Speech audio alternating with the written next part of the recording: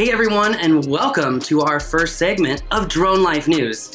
Now, normally you're used to seeing me in a whole new, platform with the Ask Drone U, but now I am joined by co-host Miriam McNabb from Drone Life News. In fact, Miriam has been writing articles about the drone industry, specifically the commercial industry, for longer than Drone U has even been around. That's right, over 3,000 articles. You know what that means? Miriam really knows what she's talking about. Miriam, welcome to our first edition of Drone Life News. So happy to have you. Thank you. So happy to be here. So glad we could work together. I'm very, very, very excited to work together with you. Your industry knowledge is significant and deep. And like I said, you've been around, in the drone industry longer than we have. And it's really exciting to be able to get your perspective and your knowledge, which brings us to our first piece of news, which as I've been out of kind of the news segment, I didn't even realize the FAA had a symposium, so forgive me for not knowing, but it looks like the FAA is ready to set up a new ARC committee for BVLOS flights. What's going on here? Yeah, that's correct. So last week was the FAA UAS Symposium they do in conjunction with AUVSI. This was another virtual edition. I think they're going to do a hybrid or an in-person later on in the year. And FAA Administrator Steve Dixon delivered a keynote address. He kind of outlined the progress that the FAA has made in sort of delivering drone rules, and then announced the formation of a new Aviation Rulemaking Committee, or ARC, to focus on BVLOS flight. And I think this is kind of significant for a couple of different reasons. First of all, because I think that the formation of an ARC really indicates that the FAA is continuing to kind of try really hard to collaborate with industry on this, which I think is really important. It's worked for them before, starting with Michael Huerta kind of introducing that model of collaboration with industry players. And there have already been a couple of companies announcing their inclusion on that ARC. But that's one thing, is that it sort of focuses on the collaboration aspect. And also, I think it means that BVLOS flight is getting closer to actually happening, because they have formed this ARC. This is also the Beyond program, which you may know is kind of the second phase after the sunset of the IPP. We have the Beyond program, and the Beyond program is also focused on gathering data specifically around BVLOS flight. Now, do you think that this ARC for BVLOS is really setting up kind of the continuation of the evolution of the industry? A lot of people have argued that the FAA in their rulemaking committees have really been rulemaking for the future, for what's to come, regarding unmanned mobility, the idea of passenger-based drones. Do you think that this ARC for BVLOS is just one more step in their kind of strategy to get to that point? Absolutely. Absolutely. I think that specifically with BVLOS flight, with the remote ID ruling that they did, they're absolutely having to kind of future-proof these regulations. And it's very difficult. If you think about BVLOS flight in terms of a drone that weighs, 2 pounds versus a drone that's carrying 6 passengers, those are two very, very different things. And to try and contemplate kind of how those are going to fit together is really a big job. I don't think that they're going to regulate directly on passenger drones, coming up, but I do think that that's a big piece of the industry that's out there. It's for the future. And I do think that drone delivery, before we see urban air mobility and AAM, we're definitely going to see drone delivery. And drone delivery is definitely first and foremost in everybody's mind when they're talking about flight beyond visual line of sight. Because that's something that's happening now, and it's just champing at the bit to expand. It seems like we really need these rules too to scale those operations, to really see drone delivery at scale, not just the Smith's grocery store, Kroger, dropping off packages to the parking lot, but truly getting all the way to people's homes and whatnot. So it seems like this ARC would allow that scale. Right. And you got to think about kind of what's possible within the realm of regulations as they exist today, and so you're talking about dropping things off in the parking lot, or even, within a 1 mile radius. That's sort of necessarily going to be limited. Now, it's not that it's not useful. It's very useful. If you take a drone out on your UPS truck and you go to the end of the street and then you fly around the neighborhood, right? That's still very useful. That represents a lot of value there. But I think if you think beyond what's possible, not only does BVLOS Flight need to be available, but it needs to be easy enough for these companies to apply for and get, that it can scale across. It can't just be one company that gets permission for BVLOS Flight, or under very, very specific circumstances, or that it takes 3 years for the application process to go through. The regulations have to be set up in such a way that companies can achieve it, that they can actually apply and receive permission in a reasonable time frame. Couldn't agree more. Well, that brings us to our next story, as it seems like DJI has actually been cleared by a DoD audit. But the real question remains, will this really impact public safety agencies and those using these DJI drones? Miriam, what do you have? Yeah, so this was a really interesting story. I follow this, the sort of ban on China-made tech and so forth pretty closely. It's really been fascinating to watch.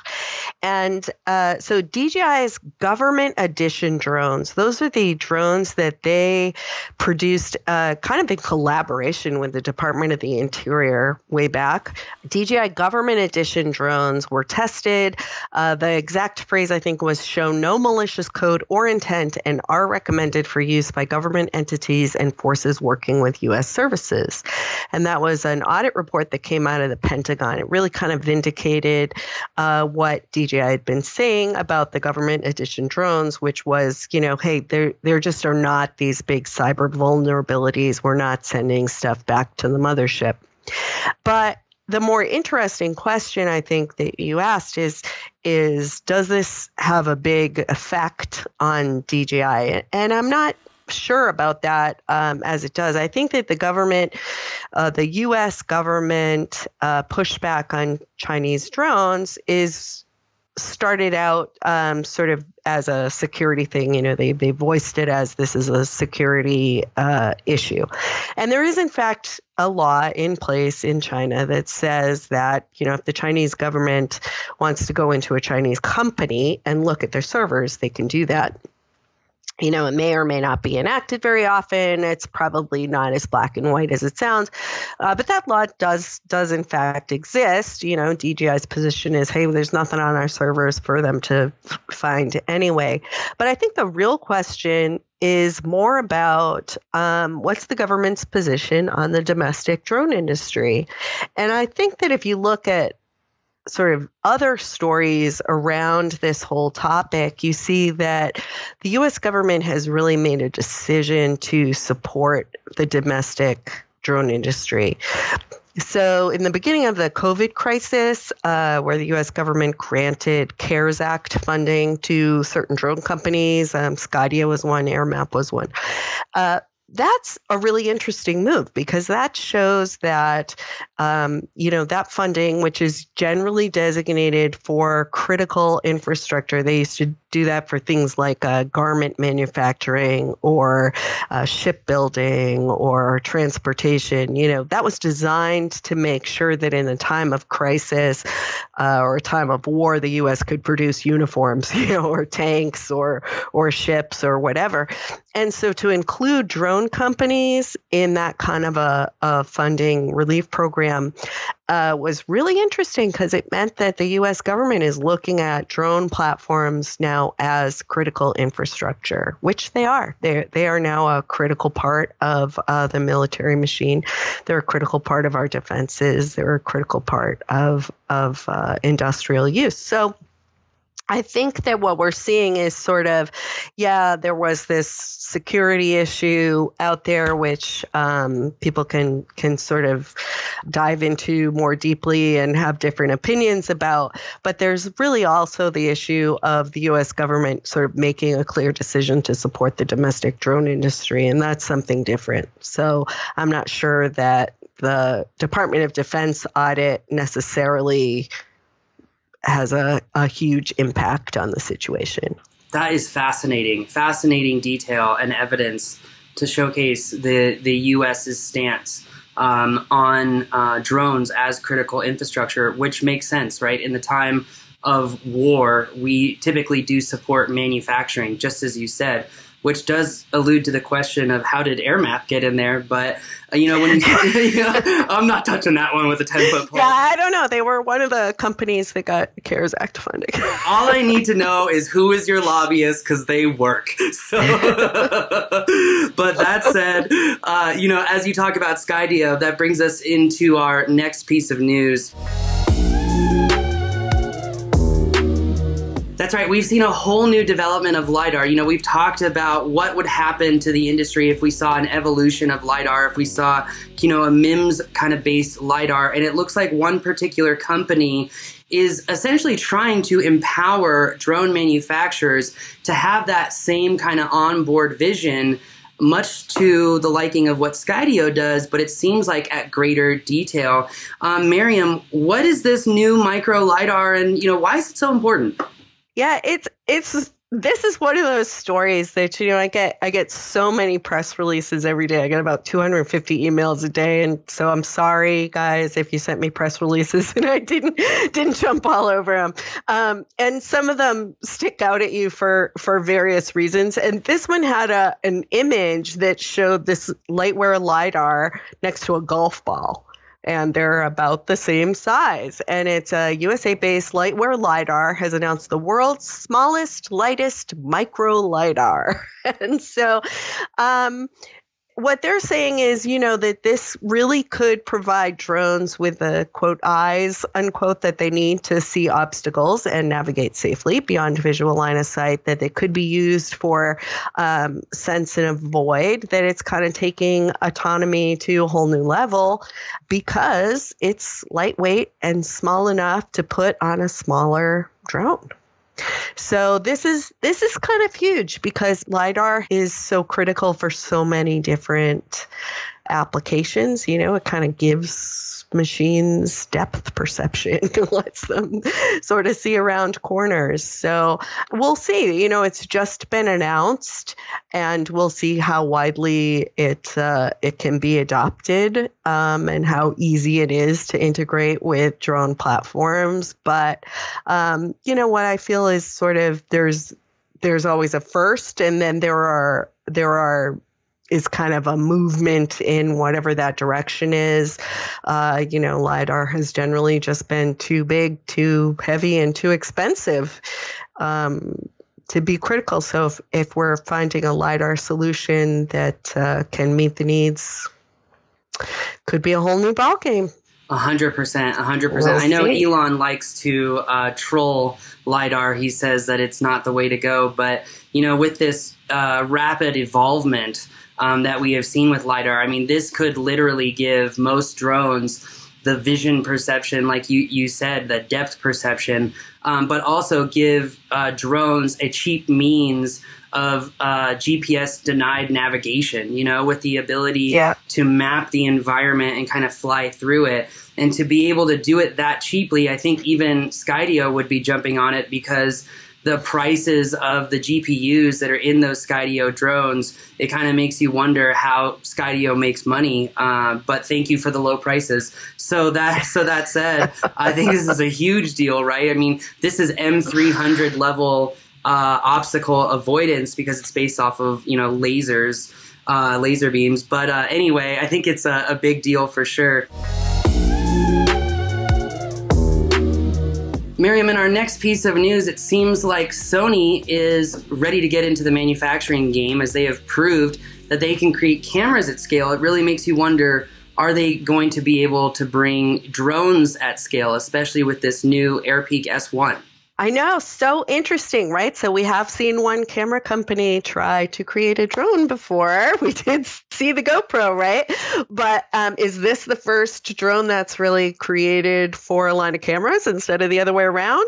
It really seems like Sony is trying to do that. I mean, they said that this camera, works with the A7S line, the A7R line, the A9, and the A1 line. So, I mean, I think you hit the nail on the head here, Miriam, in the fact that Sony is creating a platform for their line of cameras, which is a pretty big deal. Now, I know that a lot of consumers are worried and price conscious as the aircraft is priced at $9,000 to be released this fall. That said, in their press release, they did mention that the gimbal would be sold from a third-party vendor. And, Miriam, you brought up GoPro. We all know what happened with 3DR. We all know what happened with GoPro and DJI. So interesting. So interesting. And that $9,000 price tag, too. I mean, I kind of wonder because $9,000 is a lot more than most of your smaller sort of prosumer multi-purpose COTS drones here.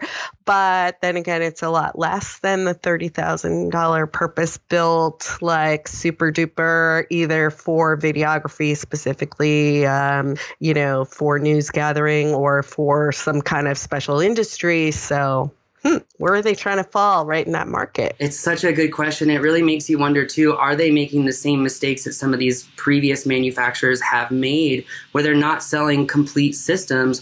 Or rather, is this a new strategy to try to throw everyone off because Sony has proven over and over again that they can scale manufacturing? Right. And, make some of the same mistakes. It's like, check the battery ports, wasn't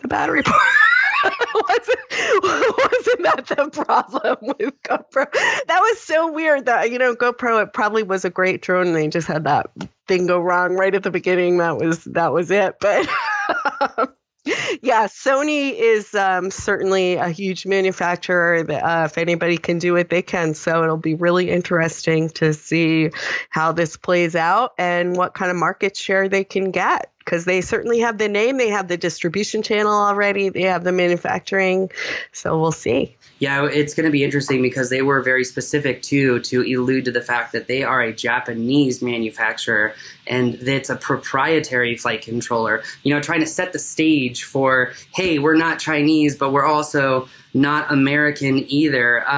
The $9,000 price point, you bring up a really powerful point. We just did a podcast with a Sony creator, and he's got, the A7R4 and the A7S3, which are two pretty expensive camera bodies.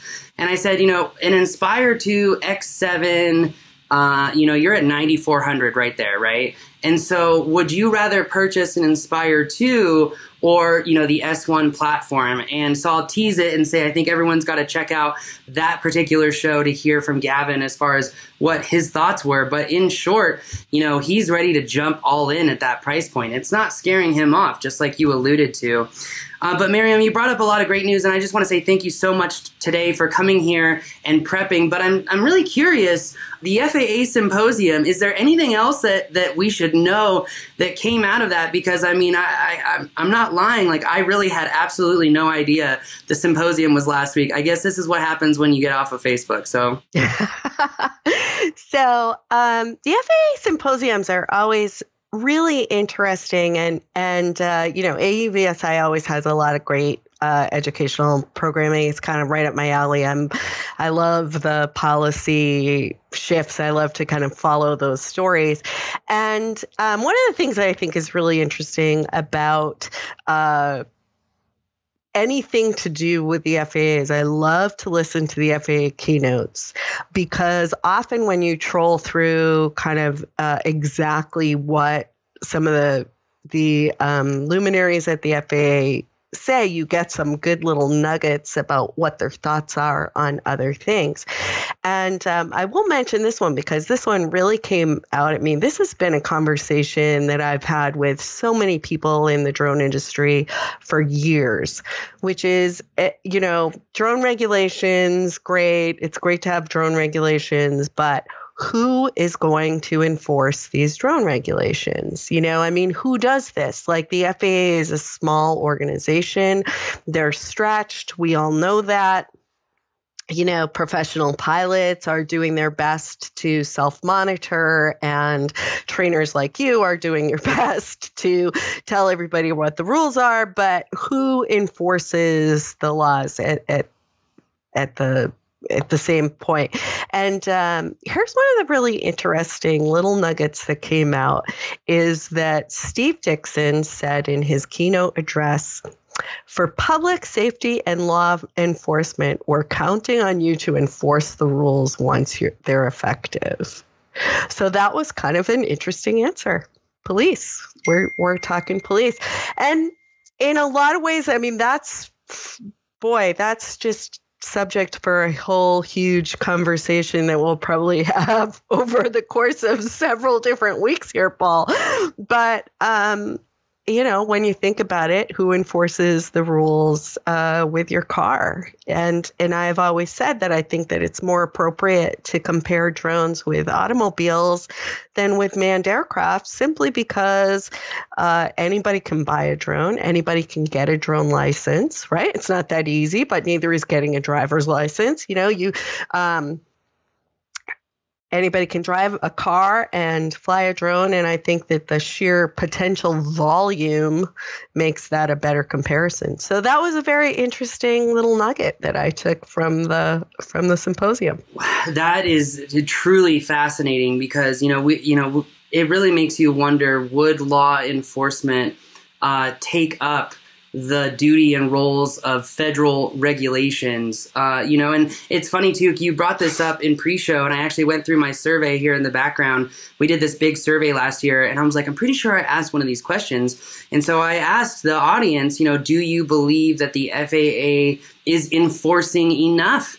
And 71% said no. And so I think that, exactly what you said and you're alluding to, that, look, we know what's going on, and the audience who hears this message, you're not the problem, right? It's the people, the availability to go out and buy a drone from Best Buy, from wherever, and just go out and fly it, which, look, we want kids to be able to do that, right? We want STEM to be able to inspire and motivate the children of this nation for even national security rights. Look, at the end of the day, we are going to need engineers to power this tech powerhouse of the United States. Where is that going to come from, And so it's just such an important thing. Miriam, it really makes me wonder, though, would law enforcement really be up to the task of enforcing this? Because it brings up the question, with your analogy of drones versus cars, not drones versus everything else aviation, which I don't think I've heard before other than in pre-show, right? But